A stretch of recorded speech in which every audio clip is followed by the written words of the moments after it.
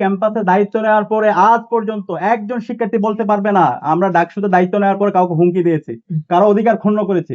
আমরা এমন একটা ক্যাম্পাস চাই যেখানে সবার স্বাধীনতা থাকবে, যেখানে মত প্রকাশের স্বাধীনতা থাকবে, যেখানে কেউ হকিস্টিক অথবা ইসলাম নিয়ে যাবে না, কেউ আমার বিরুদ্ধে কথা বলবে, আমাকে নিয়ে তীর্যক সমালোচনা করবে, কিন্তু আমার সমালোচনা করার কারণে কারো উপর মত তৈরি করে সাংবাদিকদের উপর হামলা করা অথবা হকিস্টিক অথবা ইসলাম নিয়ে যাওয়া, সেটা আমরা করতে দেব না। তো আমরা ওদিন গিয়েছি, দেখতে পেয়েছেন আমি বারবার বিশ্ববিদ্যালয় প্রশাসন, আইন শৃঙ্খলা বাহিনী এবং ছাত্র দলের যারা সর্বোচ্চ পর্যায়ের কেন্দ্রীয় সভাপতি সেক্রেটারি সবার সাথে আমি যোগাযোগ করছিলাম, বলছিলাম এই মবটা সামলানো দরকার। শাহবাগ থানার মধ্যে একটা সুরক্ষিত জায়গায় এই যে যেভাবে হামলা হচ্ছে সেটা আপনারা থামান। পরবর্তীতে আমি নিজে গিয়েছি, আমি নিজে যাওয়ার পর আপনারা দেখতে পেয়েছেন কিভাবে তারা স্লোগান দিয়েছে, আমার শার্ট ধরে টান দিয়েছে, আমাকে লাথিও দিয়েছে। তারপরও আমরা বলেছি তোমরা আমাকে মারো, আঘাত করো, তুমি আমাকে নিয়ে যাই স্লোগান দাও, কিন্তু আমি তোমাদের কারো উপর হকিস্টিক অথবা ইসলাম নিয়ে যাবো না। তোমার নিরাপদ নিশ্চিত করার দায়িত্ব আমার।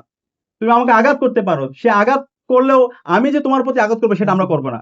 আমরা ক্যাম্পাসে যথেষ্ট সহনশীলতার পরিচয় দিয়েছি এবং আমরা শিক্ষার্থীদেরকে এনশিওর করতে চাই এই ক্যাম্পাসের নিরাপত্তা নিশ্চিত করার জন্য, গণতান্ত্রিক পরিবেশ সেটাকে সুনিশ্চিত করার জন্য যা করা দরকার সেটা আমরা করবো। কেউ যদি আবার সে পেশি শক্তি রাজনীতি প্রদর্শন করতে চায়, কেউ যদি হকি স্টিক, রামদা, স্টাম্প এবং মত তৈরি করে শিক্ষার্থীদের অধিকার হরণ করতে চায়, আঘাত করতে চায়, আমরা তাদেরকে সাবধান বলছি সেটা আমাদের রক্তের উপর দিয়ে যেতে হবে।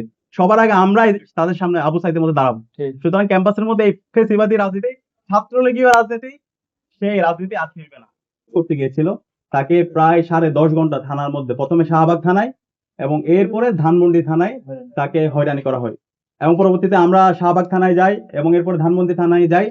থানায় যাওয়ার পর পুলিশের উচ্চপদস্থ যে কর্মকর্তারা আছে তাদের সাথে কথা বলি এবং আমরা বলি এর মধ্যে আপনারা জানতে পেয়েছেন বিভিন্ন ফ্যাক্ট চেক যে প্রতিষ্ঠানগুলো আছে তার মধ্যে তারা পরিষ্কার করেছে, রিওমের স্ক্যান থেকে শুরু করে সকল ফ্যাক্ট চেক প্রতিষ্ঠান, সরকারি যে তথ্য মন্ত্রণালয়ের যে ফ্যাক্ট চেক প্রতিষ্ঠান আছে তারাও এটা কনফার্ম করেছে এটা একটা ফেক ফটোগ্রাফ।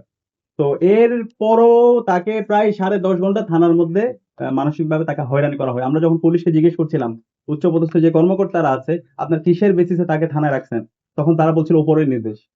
সেই ফেসিবাদে আমলে যেভাবে আমরা দেখতে পাইতাম উপরের নির্দেশে শিক্ষার্থীদেরকে গুম করা বৈধ ছিল, খুন করা বৈধ ছিল, কাউকে নির্যাতন করা বৈধ ছিল, মামলা করা বৈধ ছিল, তাকে কোনো অভিযোগ ছাড়া থানায় রেখে দেওয়া সেটা বৈধ ছিল।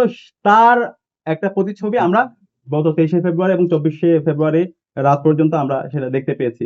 তো এর প্রেক্ষিতে আমরা বিশ্ববিদ্যালয় প্রশাসনের সাথে সেদিনে যোগাযোগ করেছিলাম, বিশ্ববিদ্যালয় VC, pro-VC, proctor, provost standing কমিটির চেয়ারম্যান, আমরা সবার সাথে যোগাযোগ করেছি। 5 ঘন্টা ধরে শাহবাগের এই জায়গায় দফায় দফায় ছাত্র দলের সন্ত্রাসীরা হামলা করছিল, কিন্তু বিশ্ববিদ্যালয় প্রশাসন এবং প্রক্রিয়ার বদির যেভাবে কার্যক্রম সেখানে দৃশ্যমান হওয়া দরকার ছিল সেটা আমরা দেখিনি। আমাদের কাছে মনে হয়েছে সেই 23শে এপ্রিল বিশ্ববিদ্যালয়ের প্রশাসন, রাষ্ট্রীয় প্রশাসন, পুলিশ সবাই একাকার হয়ে, ছাত্রদল এবং বিভিন্ন দল, যুবদল সহ বহিরাগত সন্ত্রাসীরা সবাই একাকার হয়ে